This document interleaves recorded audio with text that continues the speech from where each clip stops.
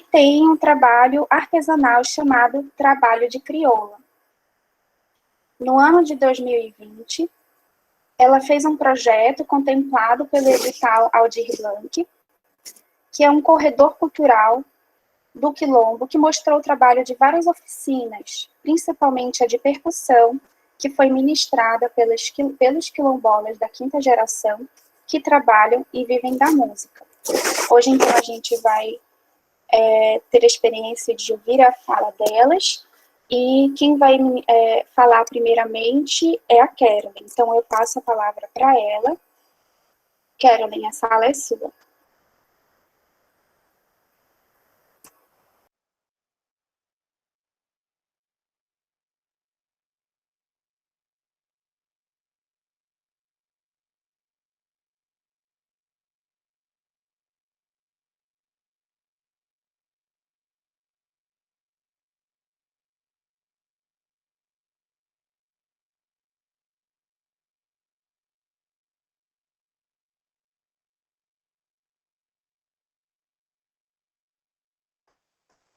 Opa, a Carolyn acabou de me dar um toque aqui, dizendo que ela está com um problema no computador e vai já entrar. Enquanto isso, a gente aguarda um pouquinho e já deixa aqui engatilhado o slide dela.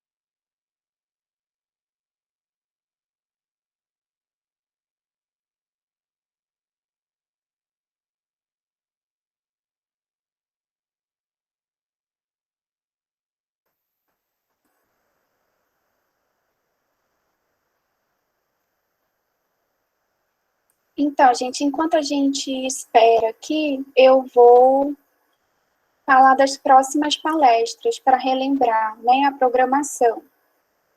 Então, hoje, né, nós teremos a Carolyn e a Rafaela. Na semana que vem, na terça-feira, dia 18, nós teremos a palestra da Carla Medeiros, com o título O Erotismo na Poesia Brasileira de Autoria Feminina. E na quinta-feira, dia 20, a palestra da Andra Balieiro, chamada O que Devemos ao Feminismo? Perspectivas do Discurso Antifeminista.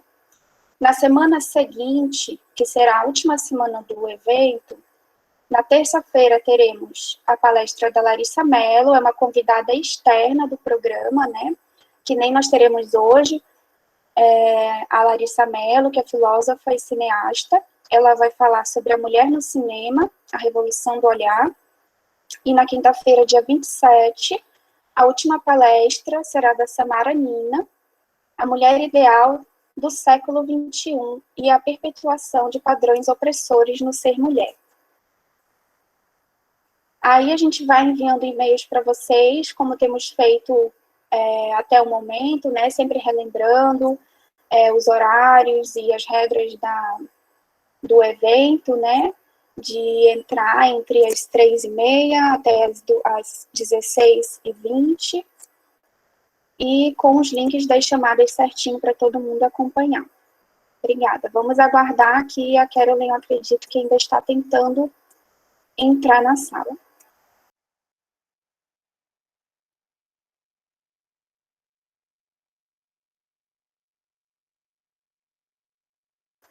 O teu áudio, Carolyn, falta ligar. Ah, sim. Olá, pessoal. Boa tarde. Desculpa, é porque eu tenho duas identidades. Uma é Andarilha, a outra é Carolyn. Aí me recusaram. Me recusaram várias vezes eu tentando entrar como Andarilha. E aí acabou que, né, não deu muito certo. Aí depois eu tive que mudar para o Carolyn, enfim. Mas cá estou, né? Gostaria de agradecer a presença de todos, pedir desculpa por esse pequeno, né, imprevisto, mas dizer que eu estou muito feliz de estar com essa galera aqui, né? O evento está sendo um sucesso e principalmente poder estar dividindo a mesa com mulheres tão incríveis, né? Que é a Luana, que eu já conheço de longas datas, né? Estudamos um tempo na UFAM História e depois outro rumo, e a Rafaela, que é minha amigaça, que eu admiro demais. Quando eu fui convidada para a mesa, a primeira pessoa que eu pensei foi ela, porque para mim ela é um exemplo de mulher guerreira, mulher que está escrevivendo, né, que está rompendo aí a máscara do silêncio. Então, assim, para mim é muita alegria assim, estar aqui hoje com vocês. Para quem não me conhece, né, chegou agora, está entrando agora, eu sou Andarilha, mais conhecida como Carolyn no meio acadêmico. A minha formação é em História pela Universidade Federal do Amazonas, e eu também cursei o mestrado em História Social na Universidade Federal do Rio de Janeiro, sob orientação do professor Álvaro Nascimento. Aqui na graduação foi a professora Patrícia Sampaio que me orientou. Foi através dela também que eu conheci o Quilombo, né? Ela tinha para a gente ir atrás da Paca, fazer uma etnografia no Quilombo de São Benedito, e quando eu coloquei o pé lá, eu me apaixonei, né? Eu me entreguei para a festa, era para eu etnografar, eu acabei foi vivendo, né? Tava com a câmera na mão, já fui tomando aloá, tomando catuaba, fui para o meio do batuque, então eu realmente senti, escrevi também um pouco do que era o Quilombo de São Benedito, do que é, né? Porque é um quilombo que está aí resistindo há mais de 131 anos. E então falar sobre o protagonismo das mulheres no dia de hoje, nossa, é uma revolução, né? Porque a gente está no dia 13 de maio e por muito tempo se construiu a narrativa de que a liberdade da população negra, que foi escravizada, dos escravizados, seus descendentes, ela tinha sido dada, né, pela princesa Isabel, uma mulher branca, e hoje está aqui eu e minha amiga, né, Rafaela, que tem suas produções, estamos aqui nesse dia 13 de maio, escrevivendo, ressignificando a história também. Então, gratidão aí por essa oportunidade.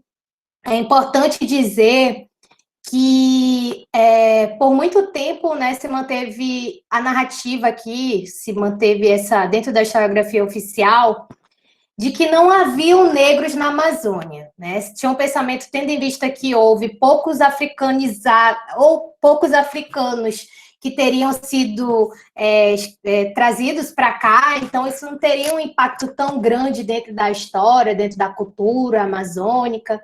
Então ficaram, né, nessa narrativa por muito tempo alimentando de que não, aqui só tem grupos indígenas, né? Negro no Amazonas, não, nunca nem vi, né? Então, por muito tempo vigorou essa narrativa aí da década de 70 para cá, né? Tem sido escritas muitas outras narrativas, outras histórias que têm confrontado essa história única, né? Que é aquilo que a Chimamanda fala, né? O perigo de uma história única. Então, essas narrativas, elas têm falado. Hoje tem a imagem aí da Guguta, né? A querida Edna, né, que eu tive o prazer de conhecer, né, que também é um exemplo de uma mulher forte, guerreira, que esteve aí na devoção de São Benedito, na festa de São Benedito, escrevendo também a sua história por muito tempo. A princípio, pode passar a pessoa que... Como é que eu indico se pode passar ou não? Pode só falar? Alguém? Pode só falar. Isa. Beleza. Já passou o slide? Tá, agora sim. Tá ótimo. Então, na minha investigação, na monografia, a princípio, eu trabalhei a festa, através da imprensa, especificamente no jornal A Crítica, que é um jornal de grande circulação aqui no estado do Amazonas, né? E eu fiz esse recorte aí de 89 a 2014 e pesquisei principalmente entre os meses de janeiro e maio, que é quando acontece o aniversário da Praça 14, que normalmente se rememora, né, as histórias e narrativas, e também a maio, né, que seria o encerramento do festejo. Então, eu avaliei os jornais durante esse período. E uma coisa interessante de falar, né, que uma coisa que se destacou foi a figura da tia Lurdinha. Ela sempre vem aparecendo, né, no jornal. E quem é a tia Lurdinha? A tia Lurdinha foi uma festeira que esteve à frente do festejo, né, por cerca de 50 anos ou mais, e esteve aí na organização do festejo. É importante dizer que grande parte das mulheres que coordenam e coordenaram o festejo de São Benedito, de São Benedito, né? É uma comemoração que vem sido transmitida por famílias maranhenses e seus descendentes que vieram aqui para o estado do Amazonas, especificamente a área ali da Praça 14, que não era urbanizada na época, mas que se estabeleceram lá em fins do século XIX e início do século XX. Então, a comemoração ela foi uma forma também de sociabilidade, de unidade, não só a festa de São Benedito, como também outras comemorações, como o Boi Bumbá, e outras que também tiveram dentro do bairro. O trabalho também foi um fator fundamental, né, que possibilitou fortalecer essa comunidade. Muitos desses maranhenses, eles trabalharam nas construções da cidade de Manaus, no Teatro Amazonas, na Ponte 7 de Setembro, tantas outras construções que são históricas. Então, não tem como dizer que essa galera contribuiu para a formação social e cultural da nossa cidade, do nosso estado, e do país, né? Então, assim, acerca da comemoração, eu percebi que ela tinha esse destaque, né, da tia Lurdinha no jornal, mas eu não analisei necessariamente isso, mas eu trouxe para mostrar para vocês, né? Pode passar. Algum dos jornais, né, que eu investiguei de 84, que foi a primeira notícia que eu achei. É importante que eu dizer que, além dessa questão, eu estabeleci também uma análise sobre a relação da festa de São Benedito com a devoção de Nossa Senhora de Fátima, que é uma outra devoção que tem na Praça 14 de Janeiro. E então eu fiz a análise comparativa entre essas duas religiosidades, mas dentro dessa minha análise sempre tinha esse papel da tia Lourdinha que era destacado pelo jornal, até porque ela estava do festejo durante esse período que eu investiguei, né? Até mais ou menos o ano de 2003, que foi quando ela passou para Jacimar, né, que deu continuidade ao festejo, e depois passou para Jamile, que hoje está à frente da coordenação da festa de São Benedito. Então, tem alguns jornais aí da tia Lourdinha com a figura de São Benedito, né, ela falando sobre as mudanças que teve no bairro, a mudança para o Lampião, para o bonde, acerca do aniversário da Praça 14, ela sempre aparece nessas datas, né, que são importantes, e é uma coisa muito interessante de perceber o destaque que o jornal está dando para a figura da tia Lourdinha, né? Então, pode passar. Já na minha dissertação, né, eu já fui para uma outra situação que é o processo de certificação da comunidade. Por quê?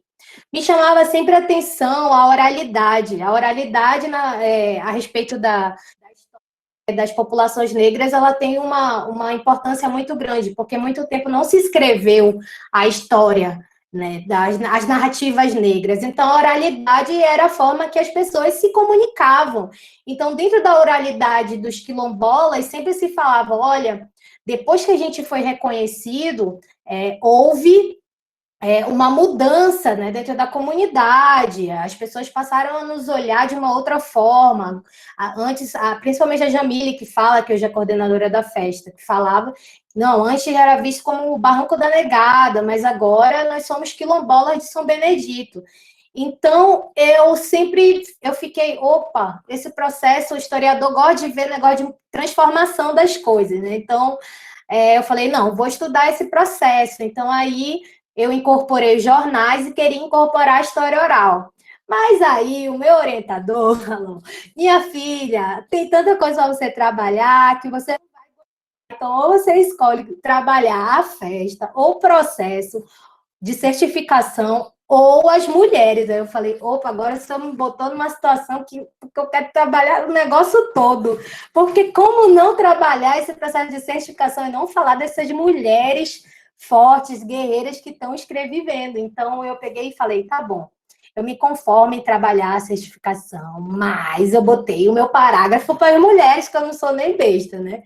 Então, eu analisei a festa na perspectiva do patrimônio, trouxe uma discussão bem legal, mas o conceito de escrevivência, ele me salvou, né? Eu tive a oportunidade, bênção divina, de conhecer a Conceição Evaristo pessoalmente, num evento em que pudemos trabalhar muito e refletir muito sobre esse conceito e sobre outras perspectivas dentro do conceito, né? E para quem ainda não sabe muito bem, pode passar. O que é o conceito? Ela fala, né, sobre que a escrevivência, ela é esse ato de desfazer essa imagem da mulher negra enquanto submissa, da mulher negra enquanto aquela que não fala, que só obedece. Então, é um conceito gerador de narrativa das mulheres negras, que pretende borrar, né, desfazer essa imagem desse passado escravista e pós-abolicionista, que muitas vezes coloca a mulher nesse espaço muito restrito e de não existência, né? Pode passar. Então, ela fala que a escrevivência, ela não é para adormecer a galera da Casa Grande, ela é para acordar essa galera e dizer, ei, vocês estão errando até hoje, cara, vocês estão sendo racistas até hoje, vocês estão apagando a nossa história até hoje. A Conceição, ela vem e ela fala esse negócio de acordar a Casa Grande, porque ela pensa o conceito de escrevivência a partir do conto da mãe preta, né, que é aquela que cuida do filho, né, dos brancos, aquela que zela ali na casa e tal, aquela figura muito materna. Então, ela vem justamente, a gente vai despertar essa galera, peraí, entendeu? Vamos mostrar nossa própria história, vamos estilhaçar a máscara desse silêncio, que recai por muito tempo. Então, quando eu entendi o conceito de escrevivência, E também teve uma influência do meu professor, que é um professor negro, Álvaro Pereira do Nascimento, que fez uma história, tem um trabalho belíssimo, né, sobre a revolta da Chibata, né, e também a professora Fernanda Oliveira, que é uma mulher negra, né, também que está trabalhando a história de mulheres lá, Porto Alegre. Então, faz toda a diferença quando a gente começa a ter professores negros também dentro da academia, porque a gente começa a conhecer e entender uma outra perspectiva da história. Então, eles também me acrescentaram muito para também chegar nesse conceito e também nas análises de raça, gênero e classe, né? Porque é uma análise conjunta que não tem como a gente, né, cortar muito, porque está tudo relacionado e para a gente ser justo também com a narrativa. E pode passar. Então, dentro desse processo, eu acabei lidando com um exemplo muito que me pegou de um jeito assim que nossa, que foi a fala de Mário Ipiranga. Eu analiso a etnografia do Mário Ipiranga desde 2015, que eu leio a mesma etnografia.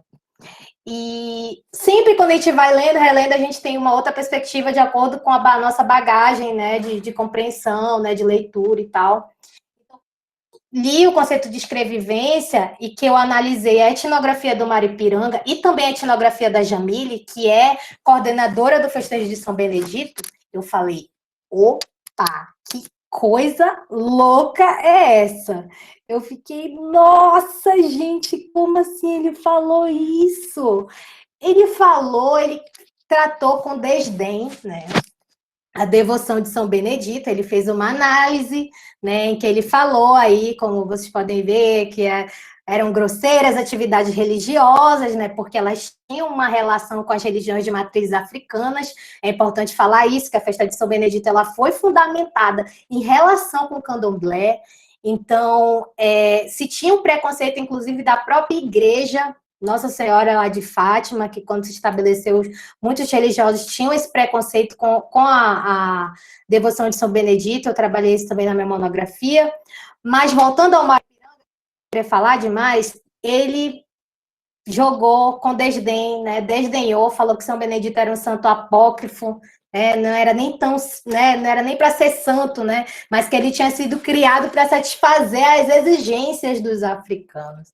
Aí, nossa, foi, nossa, a treta foi pesada. Pode passar.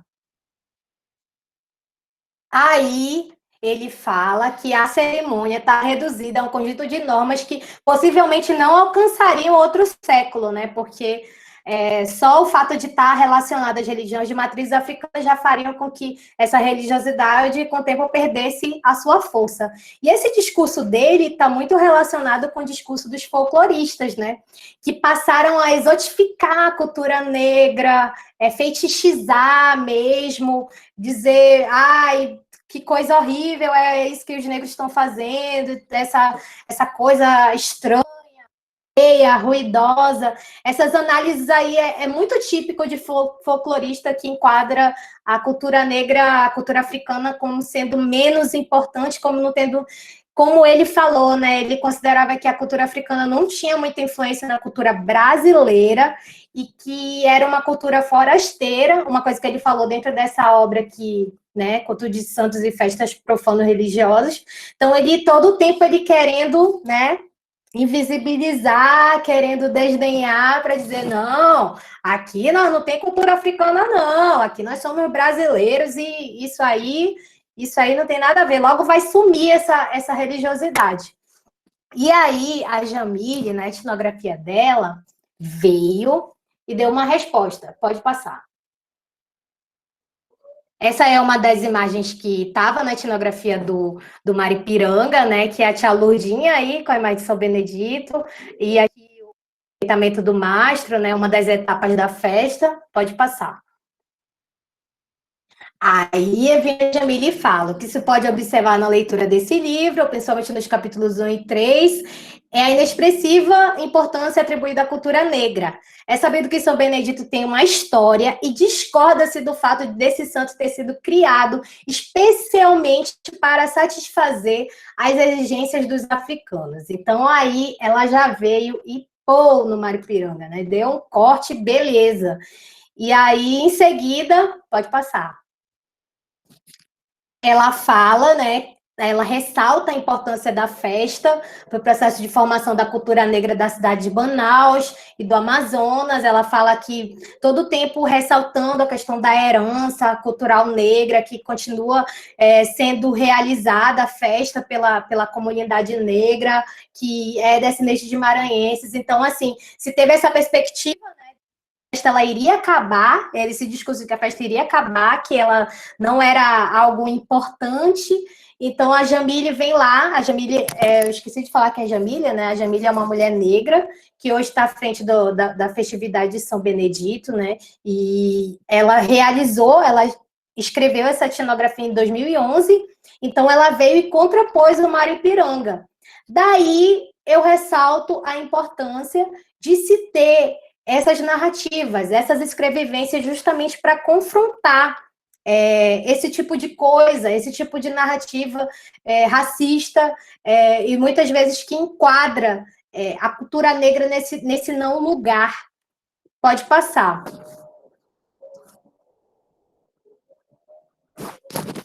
Aí a gente tem a imagem da Jamília, né, e outros quilombolas, o Cássio, a Kelly, e a Guguta, e que eu acho a Rafaela. Quem é a que está na esquerda? Eu esqueci o nome dela, É a bichinha. tia Deca, e aí esse outro é tio também, que trabalhou por muitos anos no Teatro Amazonas, ele ligava e desligava, né, a luz do teatro. É um tio também. Aí tem a Guta, que morreu em 2017, Jamile Rômulo, que é advogado, quilombola também, o Cássio e a Sim, Kelly, e a Mariene. sim, sim. Então, daí, gente, vocês veem a importância, né? Como esses quilombolas estão, eles a escrevivência, né, para confrontar esse silêncio, essa narrativa tortuosa, e em seguida recebendo uma homenagem no teatro, né, que era uma coisa impensada há muitos anos atrás, depois a certificação, aí que também foi a preço de muita luta, né, de muita enfim, muitas questões, né, que aconteceram ao longo, dentro e fora da comunidade, pode passar.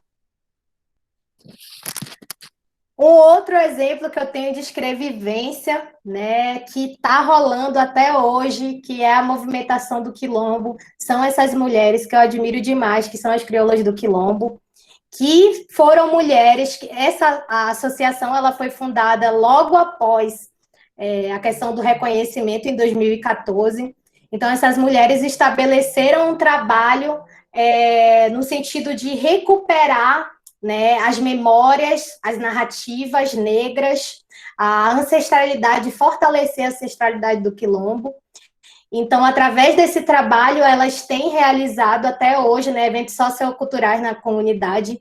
Um dos mais significativos também, pode passar, é as produções, né, de mini biografias de mulheres do Quilombo, que vem no sentido também de escreviver, né, e de recuperar as vivências dessas mulheres, essas narrativas. Então, as crioulas hoje são essa potência. Eu faço parte, né? Ainda bem, sou grata a São Benedito de fazer parte desse movimento. Agradeço muito o convite, inclusive da Rafaela, que hoje está aqui e vai falar com vocês, que é uma das membros fundadoras da associação. Então é isso, gente. Os dois exemplos de escrevivência que eu tenho, potentes, que estão aí para confrontar o silêncio que por muito tempo recaiu sobre a história, são dessas mulheres. E agora eu passo a palavra para minha amiga Rafaela. Pode passar e tem Amiga, as bota aí referências. nessa foto, por favor, que Pode que botar? tem a escrevivência. Essa Sim. foto aí, não sei se tu lembra, mas foi a Jennifer que fez essa biografia das mais velhas da comunidade. A Jennifer teve um papel importante dentro da Associação das Crioulas, dentro da comunidade. Jennifer morava no Rio de Janeiro para fazer 10 anos e esteve gestora um tempo de uma escola, muito tempo, em Bangu, ela morava em Bangu, e vinha sempre nos visitar. foi a partir dela, da fala dela, das experiências dela dentro de sala de aula, que ela era pedagoga de formação, que ela, a gente fala que ela foi a precursora da associação, porque foi uma ideia dela, as Abaiomis, que a Keila transformou em orixá. Então, a Jennifer fez as biografias das mais velhas e tinha vontade de terminar. Jennifer veio em final de setembro do ano passado visitar minha tia, a mãe dela, que teve um derrame, né? E ela veio cuidar, e aqui ela se contaminou com o vírus da Covid. Então, Jennifer lutou durante 36 dias dentro do Delfina, na UTI, e veio a falecer em dezembro. Então, ela foi muito importante. Eu gosto muito de falar.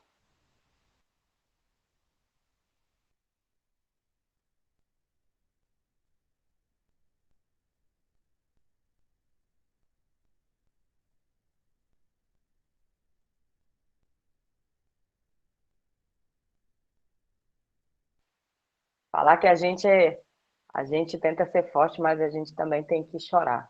A gente chora também Com certeza, por com várias coisas, certeza. entendeu? E a gente Sim, perdeu muitas pessoas desde o ano passado, né? Um ano de pandemia. No começo mesmo, em março, aí foi a sequência, abril, depois passou, foi para final de maio para junho. Outra pessoa que era da associação, que Carolyn também conhecia, que era a Francisca, esposa do meu primo, que faleceu, né? Teve, teve uma parada cardíaca, lutou muito durante quase uma semana, mas não conseguiu resistir.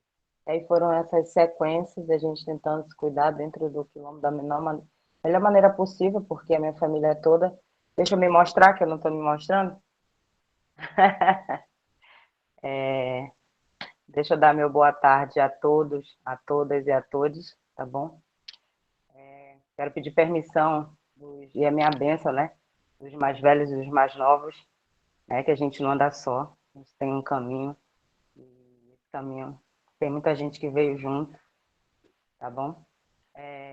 Eu sou Rafaela Fonseca da Silva, eu sou quilombola, mulher, negra, mãe.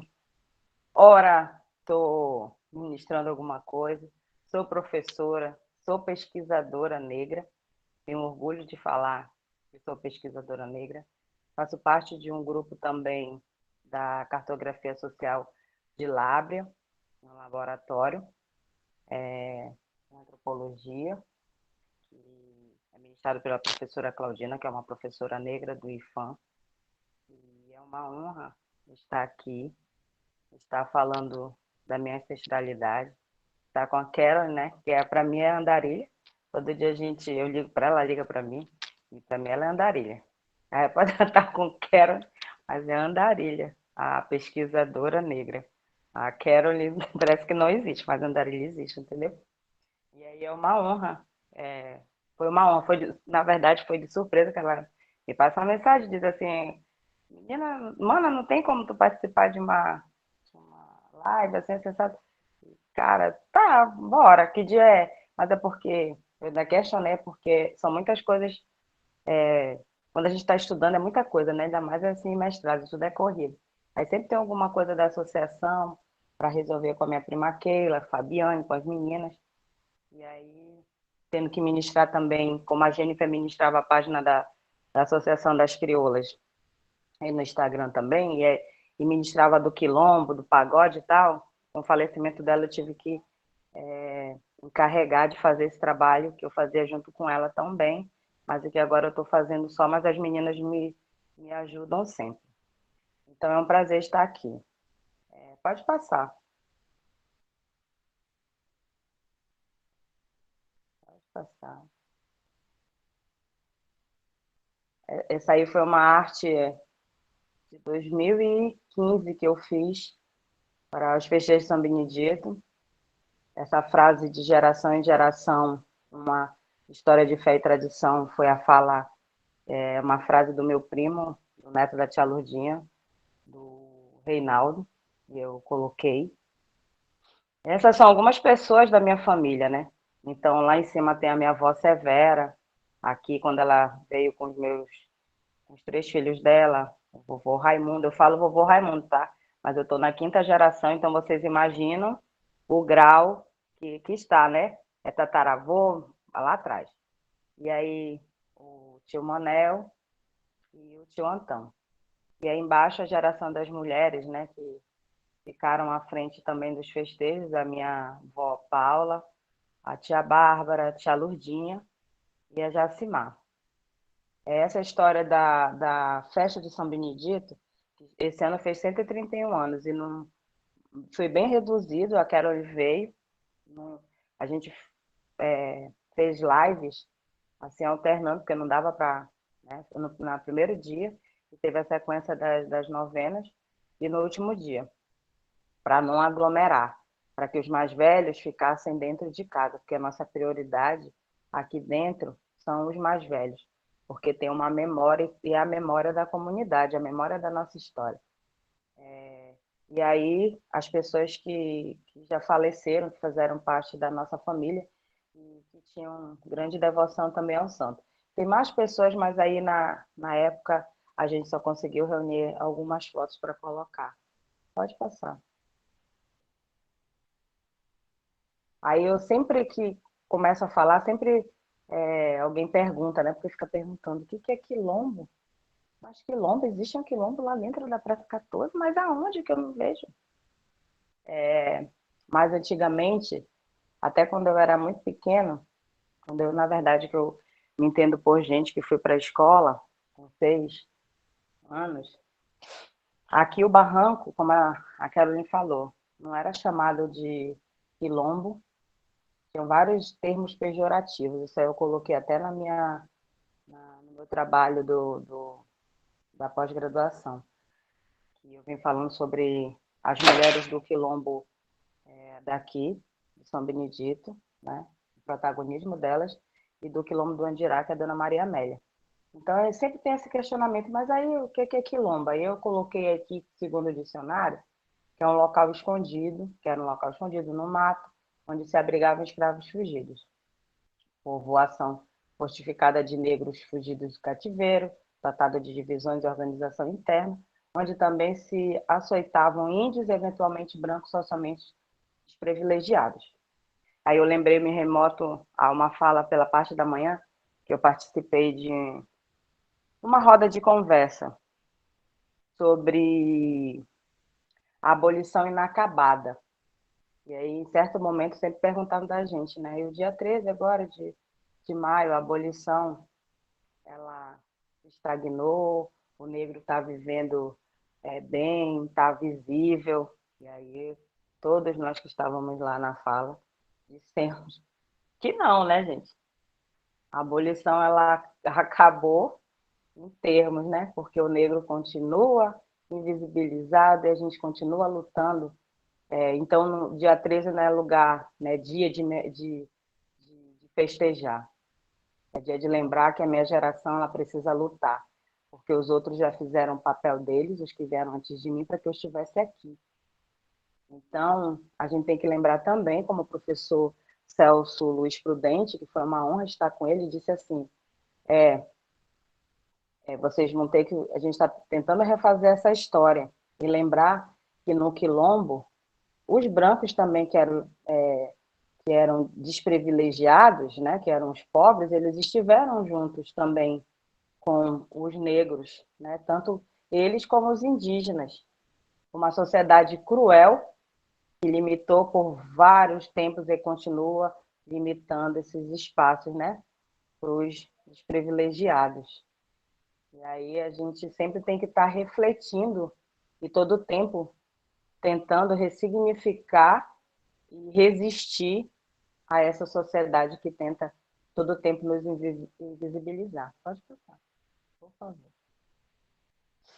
E aí eu coloquei também o que é um quilombo urbano, né? Para quem não sabe, resumindo tudo, é um quilombo que fica dentro de uma área urbana. Então, aqui dentro da cidade de Manaus, é o único quilombo urbano. Tem nos interiores os quilombos rurais, mas o quilombo urbano, ele existe. E aí a gente tem que estar todo o tempo mostrando para a academia, para todos que nós existimos e estamos aqui, porque tem muita gente que não sabe que existe esse quilombo. Eu até tomei um susto, né? Porque, na verdade, eu acredito que não lembro por quê. Porque quando eu era pequena, o nome que se dava era Morro do Macaco. Lá vem as fretadas. As meninas do cabelo duro. Aí comparavam com o cabelo de Bombril. E aí eu não posso minimizar essas coisas que só quem sofre é que sabe. Então não é nada que o povo acha que é mimimi, né? Tem gente que acha, não estou generalizando, mas tem gente que acha, lá vem fulana para falar sobre mimimi se fazendo de vítima. Mas quero deixar aqui bem claro que também haviam negros que naquela época já estudavam, né? E que a academia ela precisa visibilizar também a fala dessas pesquisadoras negras, pesquisadores e pesquisadoras negras, que existe e que muito nesses espaços nós adentramos, a gente procura e a gente não vê. Tanto que no meu trabalho, podem passar, né? Porque no meu trabalho da minha pós-graduação, a segunda, que foi em docência de desenvolvimento da etnicidade e políticas públicas, o meu professor, que foi meu orientador, os professores que eu tive, foram antropólogos, sociólogos, né, advogados. E eu adentrava aquele espaço do IFAM e eu procurava os professores negros e não via nesses espaços. A gente precisa de representatividade, né? E eu sempre buscava alguém, não me via. E aí, um belo dia, surge uma mulher negra, né, com cabelo solto, com aquele vestidão, com uma estampa de negra bonita, adentrando a sala. Eu digo, meu Deus, ela chegou, ela custou, mas ela chegou. E foi a professora Claudina, que é a professora do IFAM, foi minha professora. E hoje eu faço parte dos pesquisadores negros da cartografia social de Lábrea, né, do laboratório. Eu só tenho a agradecer a ela o convite, agradecer aos amigos que eu fiz na pós-graduação lá do IFAM Zona Leste, que foi a partir da minha vivência dentro do IFAM Zona Leste e dos movimentos sociais como membro, sou membro fundadora da Associação das Crioulas. E nas rodas de conversa com as meninas, e principalmente a fala da Fabiane Jennifer, né? Jennifer se foi uma Fabiane, graças a Deus, continua aqui, minha prima irmã, que eu me reconheci como mulher negra, como professora e mulher negra. E a partir desse momento, eu não me calei mais. Porque antes eu ficava parada, aceitando calada.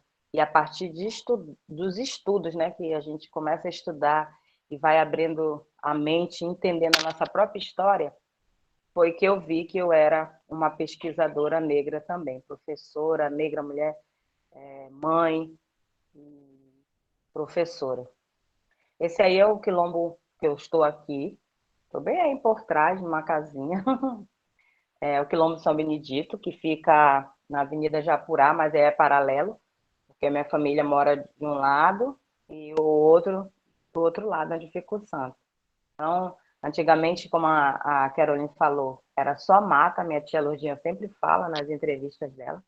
A Lourdinha foi a minha referência, a referência da quinta geração para trás foi tia Lourdinha, né? Tia Bárbara, mas tia Lourdinha principalmente, que ficou por muito tempo à frente dos festejos de São Benedito.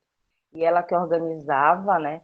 Todo esse para o festejo, as novenas, sendo que tinha minhas tias, né? Tinha minha prima tia, que era Jacimar, que depois que ela faleceu, a tia Lourdinha, ela assumiu, né? E a tia Lourdinha era uma mulher de fé. Então, ela trabalhava, e a gente não sabia, quando criança, a gente não sabe qual é o trabalho que dá. Mas aí, a partir da morte da tia Lourdinha, quando assumiu a Cimar, e a Cimar ficou só durante 6 anos.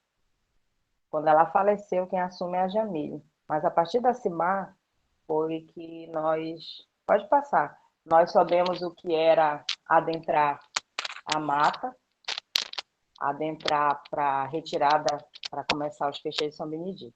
Depois eu falo para vocês. A comunidade ela fica ali, aqui na Praça 14, fica entre a Rua Japurá, Duque de Caxias, Visconde de Porto Alegre, Amundá e Tarumã. Por que eu estou falando isso? Porque a gente tem parte da família ali na Tarumã, que é a tia Deca, que está com mais de 90 anos, acredito que é 96. E aí, na Iamundá, tem da Cacimba, ainda tem pessoas que moram lá da nossa família. E eu digo sempre aqui que, pode passar, que a Praça 14 e o Quilombo de São Benedito, desculpa, é uma grande ilha com várias ramificações. Essas ramificações mostram parte da nossa família que saiu daqui e mora em outros bairros. A gente sempre lembra, eu lembro muito do professor Alfredo quando a gente fala do território, né? E tem uma fala também do Bourdieu que ele lembra muito essa fala sobre quem está no território e quem pertence ao território, mas está em outros bairros, em outros estados, até em outro país, mas que ele pertence àquele local e que ele tem os mesmos direitos de quem está aqui, fixado, o que está longe. Então, aqui eu não atualizei, a festa de São Benedito está com 129 anos aí. Mas a festa de São Benedito ela fez 131 anos esse ano. Tem um arranca-toco agora, que é assim, a festa de São Benedito começa no sábado de Aleluia. Antes vão retirar o mastro, é todo um procedimento para retirar desse mastro. Antigamente só eram os homens, era o meu tio, que era responsável, junto com a tia Lourdia, mas só os homens iam para a mata. E a partir do momento que a Cimar, a escrevivência aí, né, Caroline, ela vai para o festejo de São Benedito, assume esse lugar, ela começa a deixar as mulheres irem também para ver como é a retirada do mastro. Então, é uma tradição que ela vai mudando, né? Conforme vai passando e quem está à frente vai mudando alguma coisa. Então, ela deu passagem para as mulheres irem para verem como é a retirada do mastro. E aí, o meu primo, que sucedeu, né? Depois que meu tio faleceu, na retirada do mastro, os meus dois primos, o Cássio e o Clark, e tem o Beto e tem o Rômulo, que estão à frente para a retirada do mastro. Eles deixaram com que as mulheres fossem para ver também. Olha aí como já mudou um pouco a história, né? Eles deixaram que a gente pudesse adentrar a mata para ver como era essa retirada. Então, é um processo todo, até a retirada do mastro, tem um café da manhã, vai para a retirada do mastro, traz o mastro, e aí ele passa quase uma semana, assim, 5 dias para no sábado levantarem, um sábado que vem depois levantarem. Então, aí ele é retirado a casca dele, a madeira é em vira, e com essa retirada é feita a ornamentação com frutas. E é levantado e começa o primeiro dia de novena, que são 9 dias de novena. E vale lembrar, pode passar, que antigamente a imagem de São Benedito, ela não adentrava a Igreja Católica, na Praça 14, porque onde existia branco, preto, não circulava e não adentrava. Eu nunca me esqueço disso. E aí, a partir do momento que houve uma outra gestão da Igreja de Nossa Senhora de Fátima, foi que o santo pôde, no dia dos festejos dele, do final, né, que é a procissão, adentrar a igreja. Aí ele pôde adentrar a igreja de Nossa Senhora de Fátima, e lá é feita uma missa, e ele sai de lá e anda, faz um percurso, né, no bairro, até voltar novamente para a Avenida Japurá, aonde esse mastro que foi erguido com frutas é derrubado. E aí tem a última novena, né, dos festejos, que culmina com a retirada desse mastro, porque ele é derrubado e fica lá o toco. Esse toco também tem um ritual para a retirada dele no dia 31, que é o dia do aniversário da tia Lourdinha e o dia que a Cimar por ironia do destino, morreu no mesmo dia do aniversário da tia Lourdinha do Arrancatuco. Então é feito essa última novena que se encerra, né? Que é quando a gente pede, né, saúde, pede proteção para o ano seguinte. Também lembrar que, pode passar, que tem os movimentos dentro da comunidade, que é o Amonã, Movimento Orgulho Negro, mas o que antecedeu o Movimento Orgulho Negro, que a gente não pode deixar de falar, e eu não posso deixar de falar, que é do MOAN, que é o Movimento Orgulho, né, que foi presidido pelo meu primo Nestor Sueiro do Nascimento, não sei se vocês chegaram a conhecer ou conhecem. É um cara que teve uma grande contribuição e fez um trabalho excelente, né, na negritude. Ele era advogado, foi jornalista, e quase a gente não vê invisibilizado. A gente não vê a história do Nestor, mas sabe que ele teve uma grande influência nos movimentos sociais. Era um intelectual. E foi um dos caras que foram os primeiros a fazer uma graduação aqui da nossa família. Então tem todo o Amonã, que ainda existe dentro da comunidade, e tem a Associação das Crioulas. A associação, e eu vim aqui para falar das mulheres, a Associação das Crioulas é que faz o trabalho dentro da comunidade, somos nós as mulheres. Eu fico lembrando, e o professor Vinícius que fala, que a comunidade de São Benedito, que é um pesquisador também, né, que trabalhou aqui dentro da comunidade, é um quilombola lá do Quilombo do Rio Grande do Sul, e ele diz que a comunidade é matrilinear, são geridas por mulheres negras. Pode passar. Está aqui minhas ancestrais. Tem algumas que não estão mais aqui nesse plano. Tá aí a tia Lourdinha, que era caseira, tia cantou no rádio, tinha uma voz muito bonita, cozinhava muito bem, era minha tia madrinha, cozinhava divinamente bem, esteve à frente dos festejos de São Benedito. Embaixo na foto tem a tia Beca, que é a mais velha da comunidade, que tem quase 96 anos. Do lado tem a minha tia, que já é falecida, a tia Cosma, que sempre vinha para cá, para a comunidade, e rezar o texto junto com a minha tia Lourdinha. Vou fechar só a câmera um pouquinho. E depois tem a ainda viva, que está com uma touquinha na cabeça aí, que é a tia Josa, que é a mãe da Jennifer, né? E a Jennifer veio para cuidar dela, mas agora, graças a Deus, ela está bem. E em cima, a minha tia, que tem uma memória espetacular, a tia Nazaré, que tem uma memória muito, muito assim, ela está falando, parece que a gente está vendo, né, os nossos antepassados, as pessoas que faziam parte da nossa família. Lá em cima de blusa preta, aquela linda que está ali, é a minha mãe, que morreu muito nova. Minha mãe era a Marilde, que não tinha, assim, muito estudo, mas ela sempre preservou que nós estudássemos, eu e a minha irmã. A priori era que nós estudássemos, porque só estudando nós teríamos alguma coisa, e a única coisa que ela podia deixar era o estudo. Ela sempre falou isso. Ela foi secretária durante 26 anos do Dr. João Lúcio Pereira Machado, tem até um hospital com o nome dele.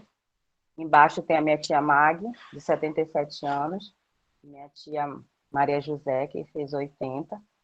E aí embaixo tem a tia Mira também, que tem 79, esse ano em agosto faz 80 também. E bem do ladinho com essa touquinha é a Guta, que tem uma história muito longa aqui dentro do quilombo.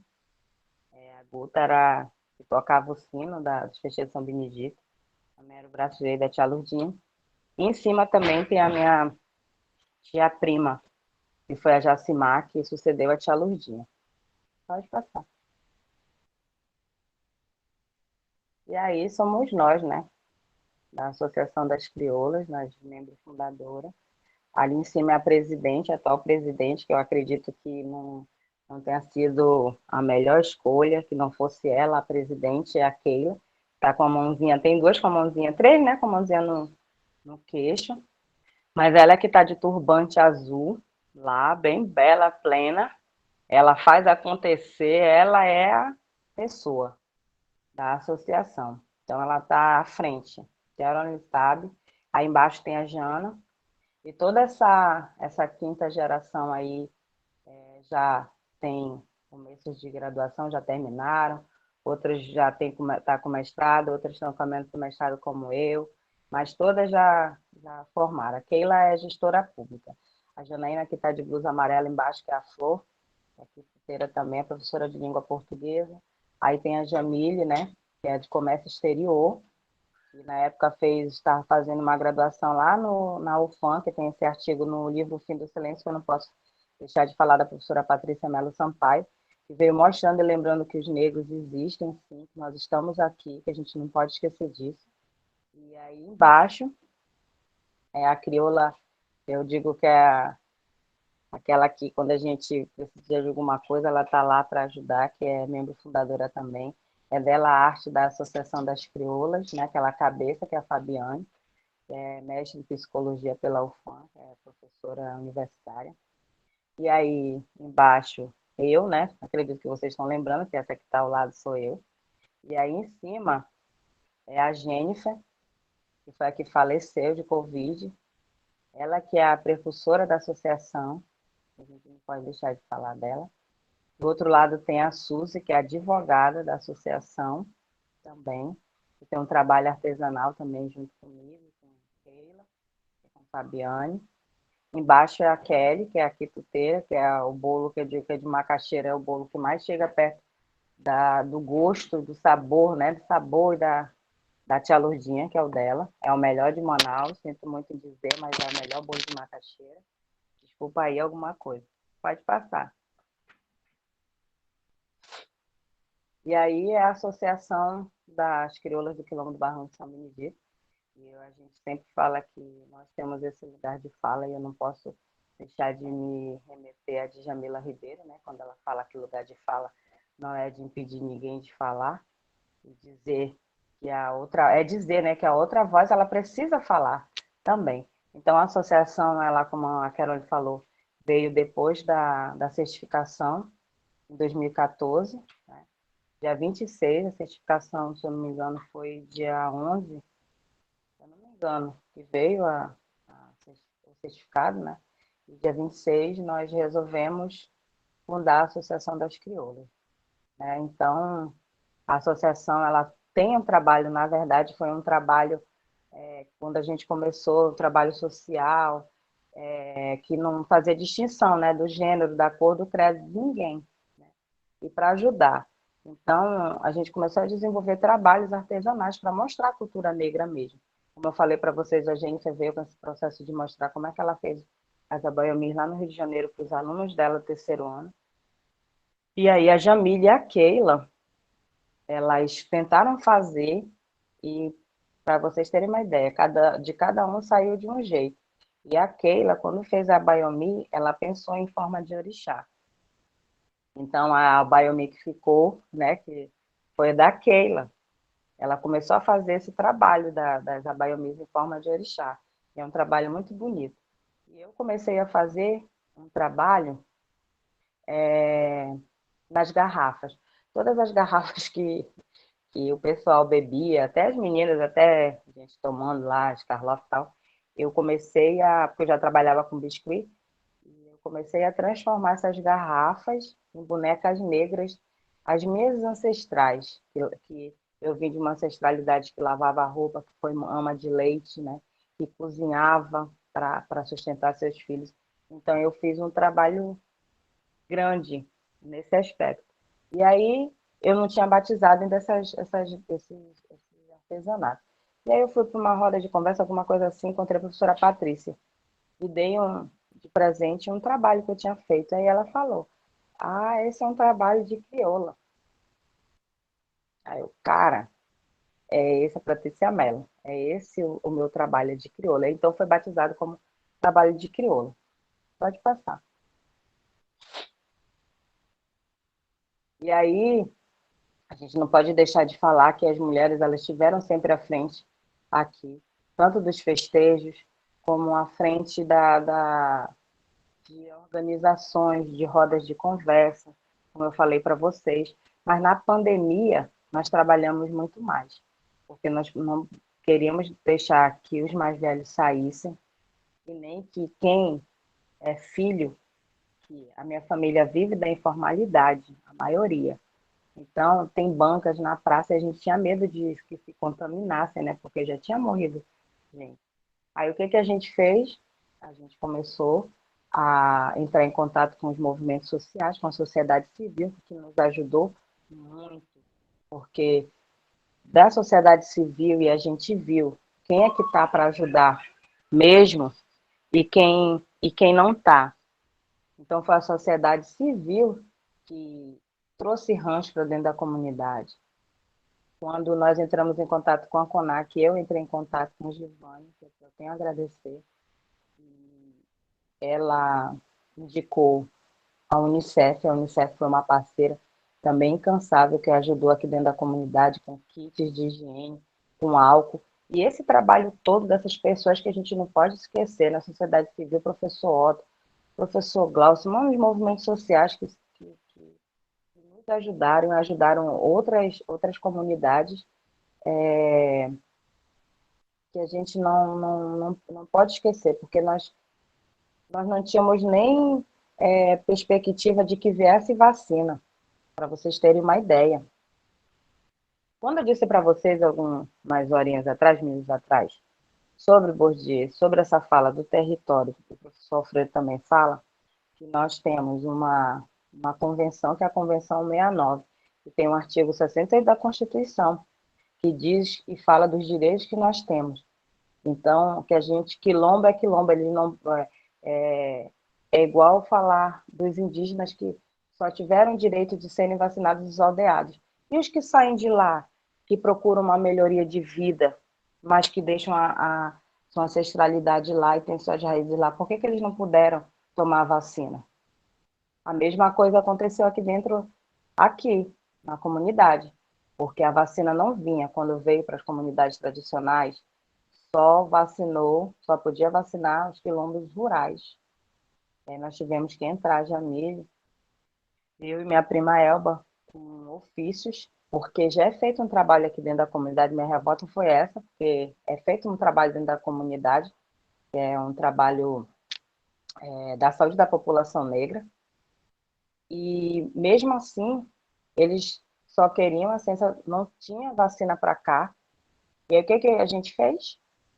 A gente entrou em contato com o Ministério Público Federal, porque nós queremos vacinas também, porque nós morremos, todo mundo morre, né? Todo mundo. Mas só que nós tínhamos o direito porque estava lá, e só dizia que existia só direito para os quilombos rurais. E aí, quando a gente entrou com esse ofício, aí entraram em contato conosco e vieram aplicar a vacina na minha família. Mas assim, a gente ainda está questionando por quê? Porque eram cento e poucas vacinas, as pessoas que, de dentro do quilombo, que eram cadastradas nesse cadastro da saúde da população negra, ela foi vacinada. Mas as que moram, minha família que mora em outros bairros, que saiu daqui, eles não puderam vacinar porque não eram cadastrados. Então, a gente entrou já numa outra briga novamente para que eles sejam também vacinados. Aí a gente teve que colocar essas leis aí, né, artigo, né, a convenção, para que eles entendam também, mas acredito que precisam de uma aula para entender sobre esse processo, sobre essas leis, para que a gente consiga, né? Então, esse processo de 13 de maio, esse processo de abolição, que aboliu, é uma abolição inacabada, porque a gente continua lutando para sobreviver, porque os corpos que morrem, todo o tempo são os corpos pretos. Eu não vou entrar no mérito de falar da chacina que houve em Jacarezinho, né? Eu estava comentando porque eu tenho que escutar várias outras partes, mas vocês entendam que para nós circularmos nesses espaços que tentam nos invisibilizar, é de muita luta, porque nós temos que estudar muito mais e todo tempo tem que estar mostrando que nós temos capacidades intelectuais para estar lá naquele lugar.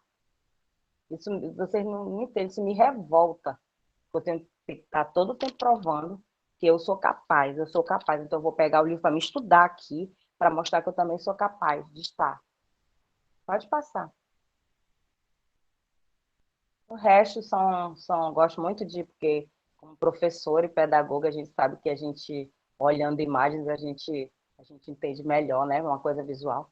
Esse é o trabalho das abaiomis, da Keila, em forma de orixá, aí preto velho. Então, fica aí no estande. Pode passar.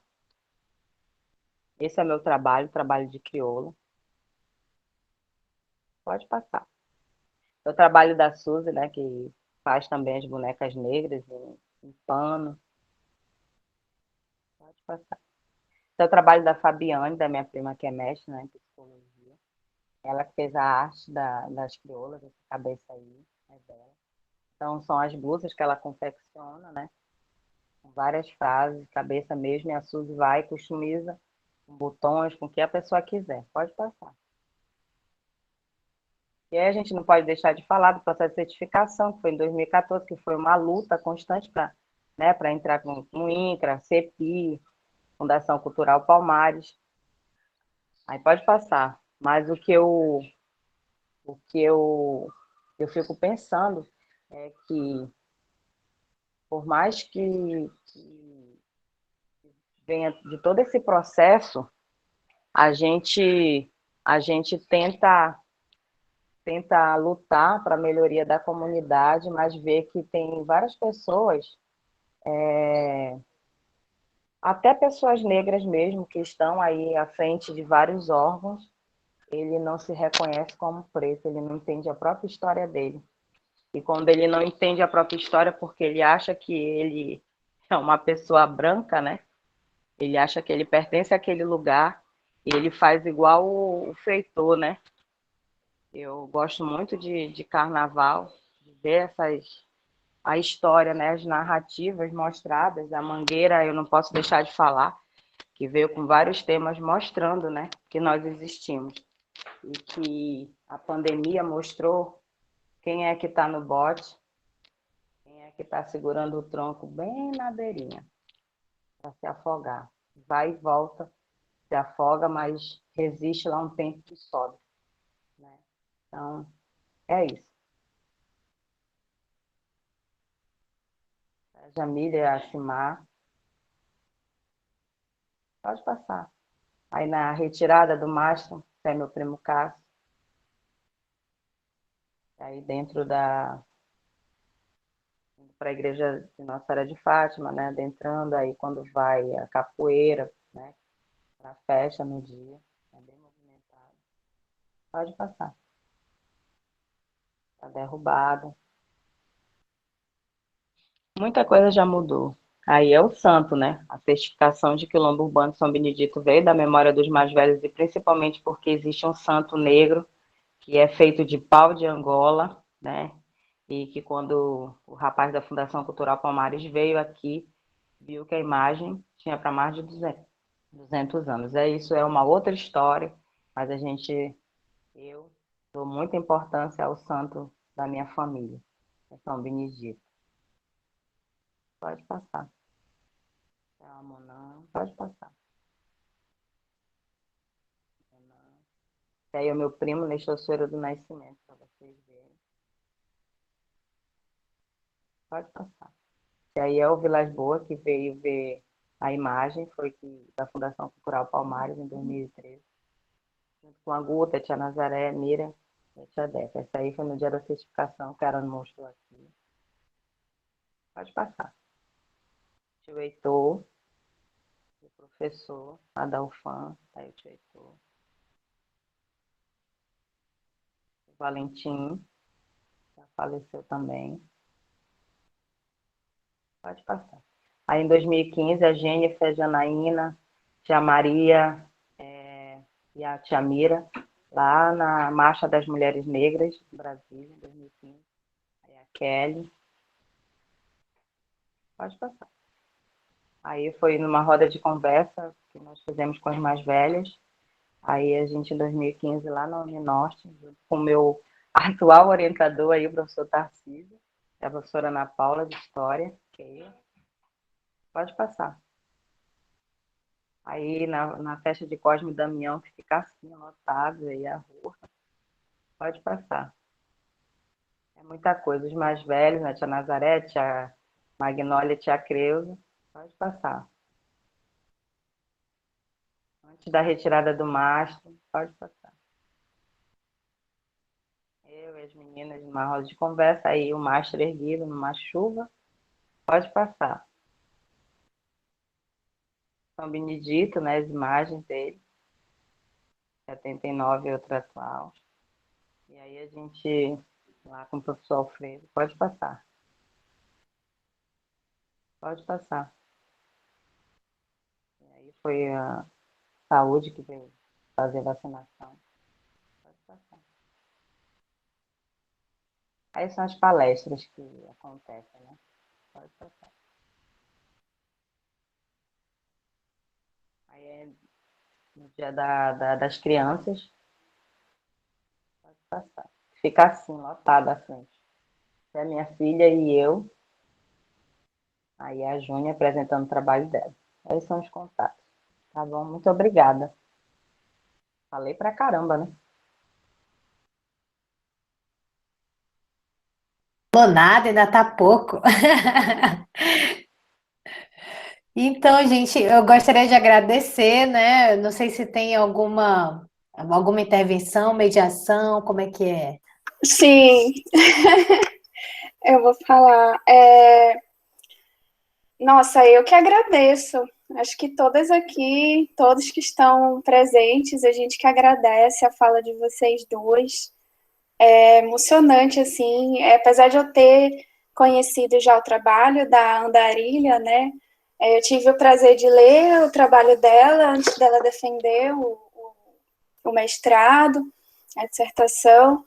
É um prazer conhecer a Rafaela, né? E conhecer mais essas escrevivências, né? Aqui no chat, várias pessoas deram parabéns e falaram. Deixa eu dar uma olhada aqui.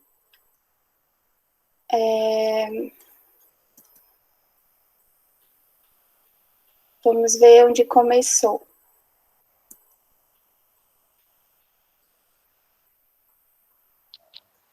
A Luciane Aguiar falou: quero parabenizar todas essas mulheres maravilhosas. Ah, tá. Pela organização e qualidade do evento. Eu acho, assim, que foi muito significativo, né, a gente ter essa fala de vocês hoje. Eu lembro que quando eu conversei com a Darília, eu dei algumas opções de datas, né, e vocês escolheram a data de 13 de maio, e eu não havia pensado, né, em como é significativo ter vocês aqui hoje, nessa data, né, e relembrando também que ontem fez 100 anos, né, de aniversário da Ruth de Souza, né, eu estava pensando já desde ontem, né, sobre protagonismo de mulheres, no caso dela, mulheres nas artes, e quanto é importante, né, a gente falar sobre isso, debater sobre isso, sobre mulheres negras nas artes, na cultura, na academia, né, de ter mais espaços para essas mulheres. Não sei, é incrível, assim, para mim é incrível, eu anotei um monte de coisa aqui que vocês falaram, mas vamos ver aqui no chat. A Ana Paula, ela falou que a professora Aparecida Jesus Ferreira é uma excelente pesquisadora negra que se dedica ao letramento racial crítico, narrativas negras e identidades sociais de raça. Vale a pena buscar. Eu não conheço essa professora, ela é de qual universidade? Não sei se a Ana Paula disse, ou ela gostaria de comentar alguma coisa, mas fica uma indicação, né, para quem se interessa pelo tema. Não sei se vocês conhecem também a pesquisadora.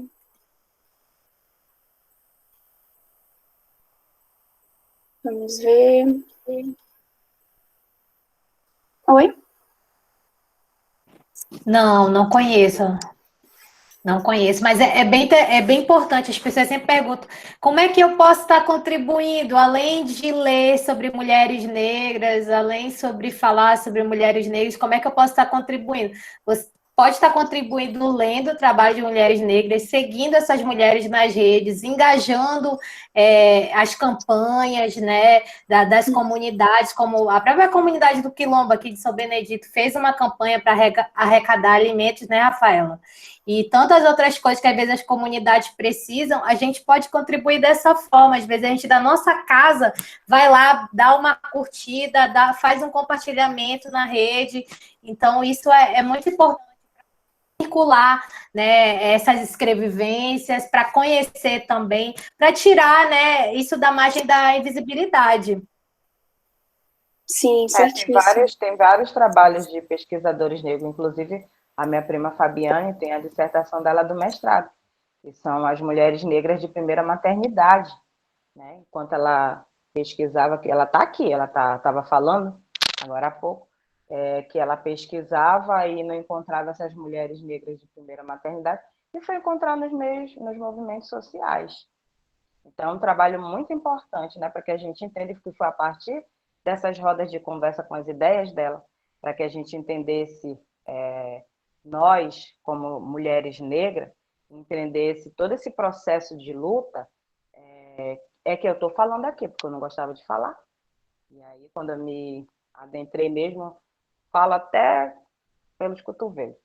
Então, esse processo aí é constante, porque eu tenho que estar todo o tempo estudando para saber o que eu vou falar. E eu sou muito de escutar, gosto muito de escutar os professores, apesar de que algumas falas, elas nos retraem um pouco, né? Mas é que eu sempre estou pronta a escutar. Mas isso é um processo, né? Então, a academia ela tem que mostrar essas mulheres mesmo, a gente Sim. tem que estar lendo, e eu sempre falo para os meus filhos aqui, eu tenho 2 filhos, a Júnia e o Natan. O Natan tem 19 anos e está no 3º período de licenciatura em Biologia.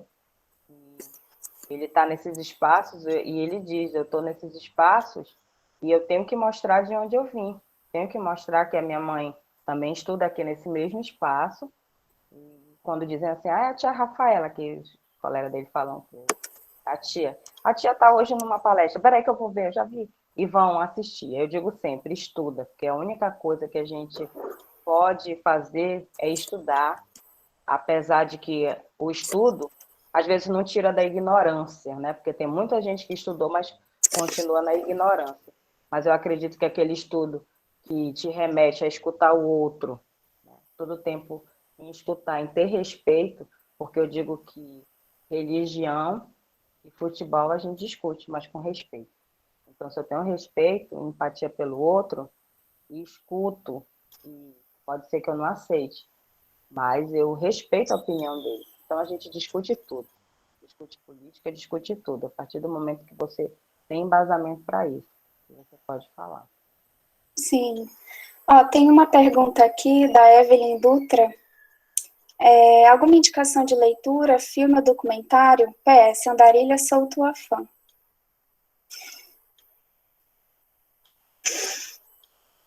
Muito obrigada. Opa, muito obrigada, Evelyn Dutra. Obrigada pela presença, pelo comentário. Eu sempre indico uns documentários que foram produzidos pelo Laboratório de História Oral, lá da UF, que são os passados presentes, né? Que ele faz um apanhado de escrevivências a respeito ali do quilombo de Valença, da área lá de Valença, no Rio de Janeiro, de vários quilombos, do jongo, de várias manifestações culturais. Então, você pode ir lá digitar Passados Presentes no YouTube, que vai ter uma série de produções acerca da história e cultura negra. Também sobre o Quilombo, temos, né, reportagem, tem documentário sobre o Quilombo, sabe? Você coloca lá no YouTube ou no Google, que você vai achar alguma coisa. Não sei se já disponibilizaram aquele documentário Terra, Santo e Samba, né, Rafaela? Ah, que ele disponibilizou só no Facebook, na pandemia mesmo, quer dizer, nós ainda estamos na pandemia, mas ela disponibilizou, foi em agosto, ela disponibilizou para que assistisse, mas tem um documentário que é a sequência dele, que a Jamília até colocou, e se vocês procurarem no Google, tem, na época que mudou, né, de 2012 para 2015, se eu não me engano, que já tem um outro olhar, que já mudou várias outras coisas dentro do Quilombo, que está disponível assim no YouTube. Então, continuando aqui, a Luciana Bessa, ela lembrou, né, que hoje também é o aniversário do escritor Lima Barreto, também bem legal, né, interessante, mais um motivo para ser uma data, né, super especial para a gente estar conversando. Tem muitos parabéns aqui a vocês pelas falas, o aprendizado, né, que se está tendo com esse encontro. A Samaranina, ela faz uma pergunta: qual a opinião de vocês sobre a influência do crescente protagonismo das mulheres negras no Amazonas, nas mulheres que estão tendo o despertar, entre aspas, da sua identidade, levando em conta o papel subalterno que é enfiado na goela das mulheres pela sociedade?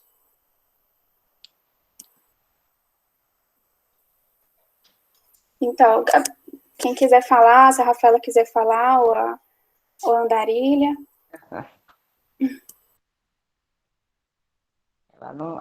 Ela nem abre o microfone dela, criatura.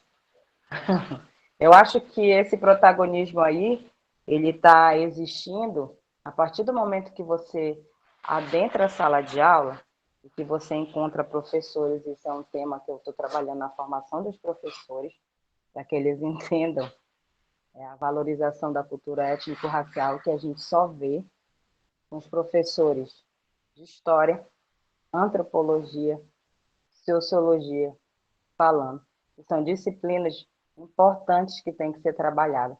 Mas a partir do momento que você encontra pessoas e professores que te estimulem a entender a tua própria história, você começa a ver, a mudar as coisas de figura. As mulheres assumindo, né, o protagonismo, estando à frente do seu tempo, lutando, porque isso é um processo. Eu passei por esse processo e foi um longo processo, porque eu já estou na casa dos 40. Então, para que eu assumisse, deixasse de alisar meu cabelo, eu achava que tinha que ser alisado, porque eu não aceitava o meu cabelo, né, Cris? A partir do momento que eu fui para os movimentos sociais, que eu aceitei a minha identidade negra, e aí eu acredito que foi aí que quando eu adentrei a pós lá no IFAM também, eu fui muito motivada na minha graduação pelo meu atual orientador do mestrado, porque eu tinha essa fala, mas não gostava de me mostrar. E eu tinha que mostrar de onde eu vinha e não ter vergonha da família que eu tinha. Então, a partir do momento que você estuda, que você reconhece sua própria história, você se liberta daquilo que te aprisiona. Né? Porque é difícil a gente assumir, é muito difícil esse processo de assumir. Eu, quando assumi o meu cabelo aí crespo, o pedido era do meu marido para ele cortando aos poucos. Ele gostava mesmo de cortar, passar a tesoura, e aí eu fui passando por esse processo, curtinho, curtinho, curtinho, e agora já está mais do que passando da costa, e eu mesmo corto, mas assumi essa minha negritude, entendeu? E eu acho que a partir do momento que você se assume, tudo evolui. O universo, ele conspira a teu favor. Sim, com certeza. E sobre isso, tá mais do que na hora, né, de nós, mulheres negras, rompermos, né, essa máscara do silêncio, que é a máscara que a Anastácia usava, a Conceição Evaristo faz essa analogia, né, aquela máscara que prende a boca, né? Então, por muito tempo essa máscara teve aqui. Então, tá mais do que na hora de a gente começar a falar a nossa história e de se conscientizar também, conscientizar outras pessoas, né? É mais do que necessário esse processo. E eu estou muito feliz de estar aqui, muito obrigada novamente, né, por ter compartilhado essa mesa, por todas as pessoas que gostaram, né, das nossas falas e que estão aqui, foram ouvintes também, que vocês possam também estar repassando essas narrativas para frente, porque é isso que a gente quer confrontar essa história única, né, que se disse absoluta, que foi escrita pela mão daqueles que têm o poder de escrever a história, mas se eles têm o poder de escrever, a gente também tem hoje. O poder de escrever e de falar a nossa história. E a gente quer ser ouvido. Então, muito obrigada por todos que foram escuta nesse dia. Obrigada, Luana, pelo convite. Obrigada a todos que, né, estão aqui. É isso. Também vou me despedindo, agradecendo a todos o convite da Carol, né? E o que foi seu, né, Luana? Nós temos uma pessoa que também é professor da UEA dentro do Quilombo, que é o marido da Fabiane, da minha prima, o professor Raimundo Júnior, de Biologia, doutor Raimundo Júnior. Olha, legal. E eu tenho um professor que ele me despertou também, além do professor Tarcísio, que eu não posso deixar de falar desse meu professor Tarcísio, que é meu orientador, e ele me fez me desprender. Eu tive um outro professor também, que é muito gente fina, o professor Emerson Saraiva, de pedagogia, que foi meu professor também na graduação. Vários outros professores o professor Josildo, todos eles sempre me motivaram, né? Estiveram presentes nessa minha caminhada. O professor Tarcísio é o cara, o meu orientador é o cara. Eu quero agradecer, tá bom? Oportunidade. Eu não vou me prender muito aqui, porque daqui a pouco eu tenho aula de inglês e eu não provo. Tudo bem. Tá bom? Tá bom, Isso, então. galera. Sigam lá no Instagram, Rafaela Fonseca, Crioulas do Quilombo, Andarilha. Tamo aí, tá? Muito obrigada. Obrigada, Luana. Obrigada ao evento. Nós que Beijo e boa agradecemos. noite. Tá, Boa obrigada. Muito noite. obrigada. Boa noite, galera. Boa noite. Então, boa noite. A gente se encontra na terça-feira da semana que vem com o nosso próximo encontro, que vai ser sobre o erotismo na literatura. Então, fiquem atentas ao e-mail, que a gente vai dar mais informações. Então, tchau, gente.